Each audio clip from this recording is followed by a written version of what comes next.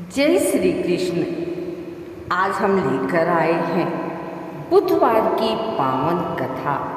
कहते हैं कि इस दिन उधार लेन देन से बचना चाहिए और भगवान गणेश की पूजा करनी चाहिए। तो आइए सुनते हैं बुधवार की यह अद्भुत कहानी। बहुत समय पहले एक नगर में सुदामा नाम का ब्राह्मण अपनी पत्नी के साथ रहता था। दोनों बहुत ही गरीब थे, लेकिन धार्मिक प्रवृत्ति वाले थे। वे हर दिन भगवान की पूजा करते और धर्म कर्म में लगे रहते।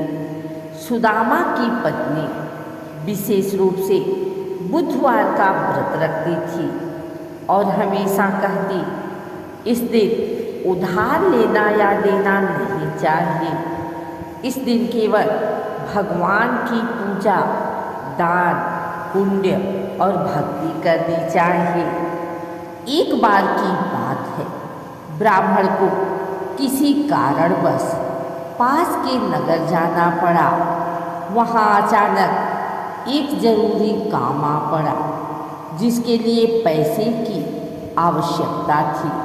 उसने सोचा, आज तो बुधवार है, लेकिन काम तो जरूरी है, पैसे उधार ले ही लेता हूँ। जैसे ही वह किसी से उधार लेने गया, तभी रास्ते में उसे एक बूढ़े साधु मिले।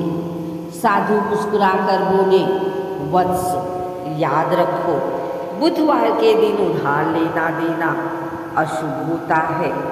इससे घर में दरिद्रता और संकट आते हैं। अगर तुम आज संयम रखोगे तो तुम्हारा काम बिना उधार लिए ही पूरा हो जाएगा।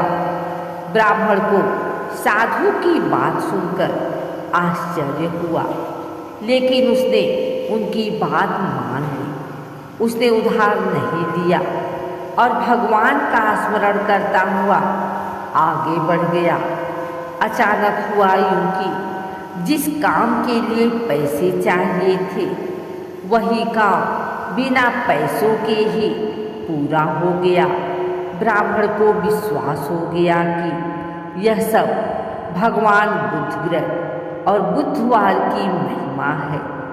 जब वह घर लौटा और पत्नी को सारी बात बताई, तो पत्नी ने हंसते हुए कहा, मैंने हमेशा कहा था न, बुधवार को लेन देन से बचना चाहिए।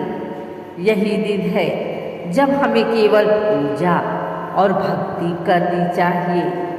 उसके बाद से ब्राह्मण परिवार सुख समृद्धि में जीने लगा और नगर के लोग भी बुधवार के दिन लेन देन से बचने लगे। इस कहानी से हमें यह शिक्षा मिलती है कि बुधवार को उधार लेन देन से बचना चाहिए।